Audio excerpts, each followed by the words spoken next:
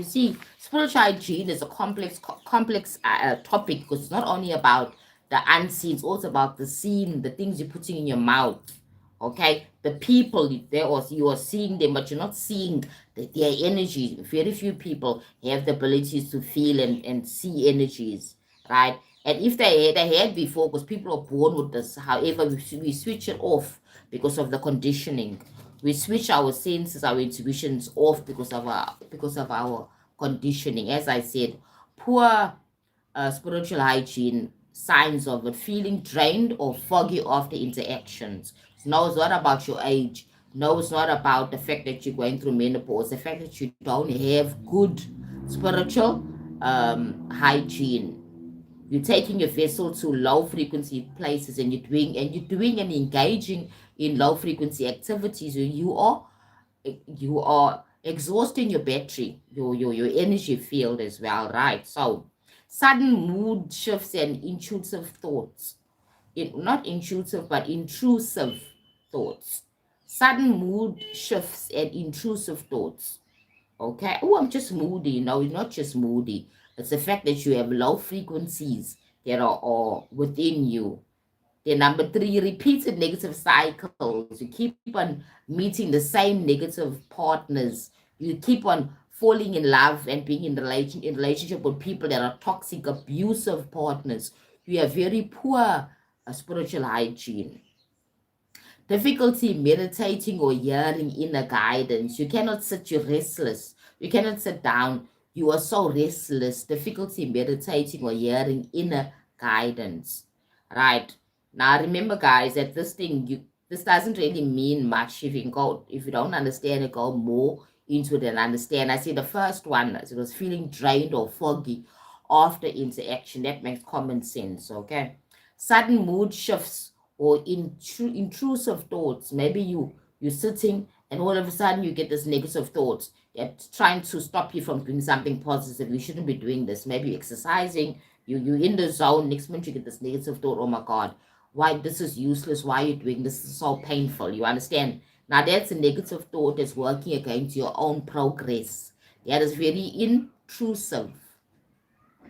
It's disturbing your flow, you understand? And in repeated negative cycles, most of us had this issue. When you keep on doing the same thing over and over again and you're not learning from your lessons, you understand? But when you realize that, okay, I understand what I'm doing now, I understand what I should be doing now, what I should be doing next to try and remove these negative cycles.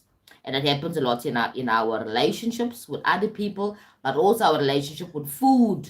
When you're overeating unhealthy food and you stuff like that, you understand, you're binging food. That's also a negative cycle as well. That means that your frequency, your hygiene, your spiritual hygiene is not very good. Spiritual hygiene keeps your channel clear, ensuring you connect to your own source or your soul, not random entities or external energies or entities. I'll say that again. Spiritual hygiene keeps your channel clear, your body, your vessel clear, ensuring that you connect with your own soul or your higher source, your higher self, not random energies or entities. Very important to know that, right? That's why people get possessed by these negative energies, yeah, malevolent spirits, right? Because of the fact that they actually have poor energetic energy practices. They're not eating right, they're not sleeping right, they're having intercourse with different people, multiple partners, because that is all energy exchange, isn't it? Yes, it is. Sharing clothes, not being able to keep your environment clean, your home clean, not being able to keep your body clean. If you learn more or look into Alistair Crowley's life and these things that he did, his documentary speaks about how he tapped into the low frequencies by him defiling his body and his soul. You understand? Eating feces and eating blood and all sorts of things that don't make sense. Sometimes they were even involved, apparently, right? in killing other people and doing rituals. That's all defiling your body, your mind, and your soul. When you start doing negative things, now you become a beacon to negative frequencies, because your activities, your belief is all against the light. That's how it works, you understand? So people don't have to do such extreme malevolent activities, evil activities, but simple things like not taking care of your environment, not keeping your home clean, not clearing your space energetically, not having that experience, not meditating, not forgiving. Because forgiveness is also holding stagnant, dark, painful energy in one space, and energy needs to flow. Now when you're not forgiving, not letting go, you're not allowing that flow, you're not allowing the release. You will not forget, but you can forgive by releasing it and not holding that resistance. Not holding that resistance. You understand? It's all about that, right? Now let's go on.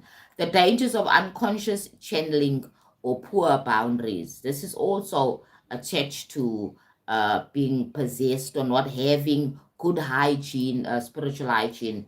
Great uh, spiritual hygiene, because I don't see it here. Let me see. Practices of spiritual hygiene for safety. Let's read this one first. Grounding. I spoke about the negative stuff, how the signs of poor spiritual hygiene look like, and I'm speaking about the the signs of high frequency, good hygiene, grounding through breath work, barefoot on the earth, your body awareness, being aware of your body, loving your body, appreciating your body, not rejecting your body.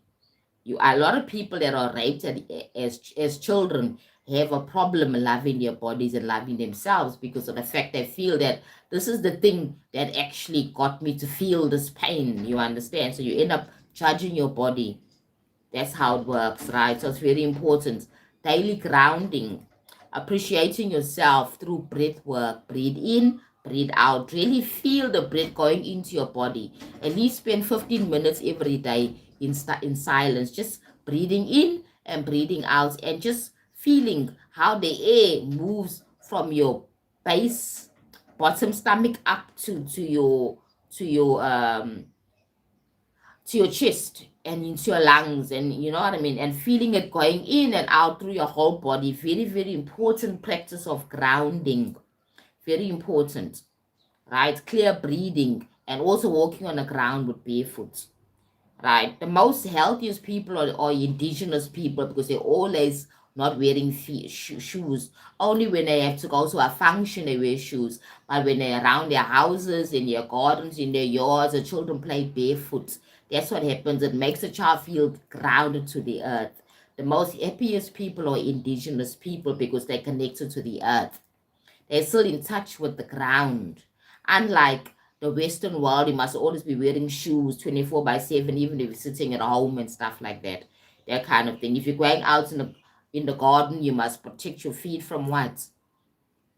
The earth is part of who we are. Mother Gaia is part of who we are. So we're told that it's not safe to walk on the ground outside with bare feet. And that's a negative way of also telling you that, yes, there's something to fear, that you are not part of the earth. The earth is different to you, which is now what's causing the imbalance, right? So grounding is important. Daily grounding. Even if you sit on the floor, cross your legs and sit on the floor with a mat in your room and meditate. Breathe in and breathe out. So just focus on yourself. Now you're grounding, and imagine like roots growing from your base chakra going down to the earth, or also roots growing from your feet, bottom of your free feet, going out down to the earth. That's how you ground yourself. It's all about grounding. Remember that.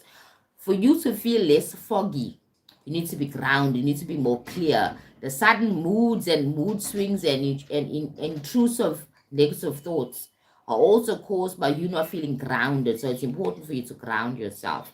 Set clear intentions, and very important. Call in only energies aligned with divine light, benevolent energies, truth, and unconditional life. Conditional love, sorry. So clear, set intentions each day. Call in only energies aligned with divine lights, benevolent energies. truth, and unconditional love.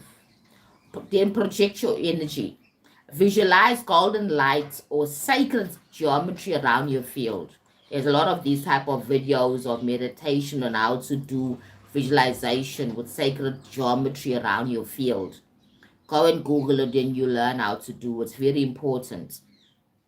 Then cleanse regularly with sage. Not just have a bath and not just bath and wash your clothes, but use mpepo for people in South Africa. Use mpepo. Use sage.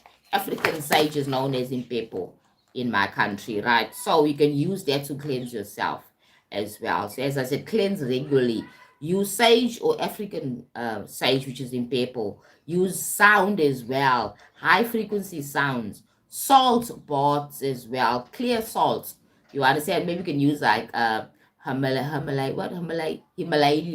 Himalayan salt, that pink salt, right? And then breath work or prayer. Breath work, as I said earlier on, and prayer, very important. And prayer is about gratitude. It's not only about asking and begging and crying.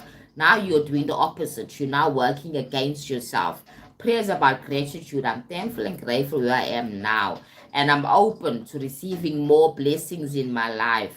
I'm thankful for every single person and every single situation in my life now, and every single resource that I get to have and experience this life with. I am grateful, spirit, and I'm looking forward to more wonderful things coming in my life. Now, that's empowering prayer. Not where you're begging and crying and all those things. No, there's no need for that because you are a creator. You have the power. You divine consciousness. You are God of your own life experience. There's no need to beg for anything. But first, be thankful where you are for what you have at this moment. And then number 5, discernment and guidance, very important as well. True light feels peaceful. Test the spirit. Test if the spirit that is connecting with you, the entity, is actually malevolent or benevolent. You need to understand true light feels peaceful. It feels empowering. It feels nurturing. It feels clear. It doesn't feel distorted. It doesn't make you feel scared. Like when you do ancestral veneration and you're connecting with your ancestors. Right? If that feeling is not of light, you don't feel peaceful, you don't feel empowered and clear, then you should stop. Because now something else is trying to get to you, a lower frequency. That is why it's important for people when you are doing ancestral veneration, connecting to ancestors.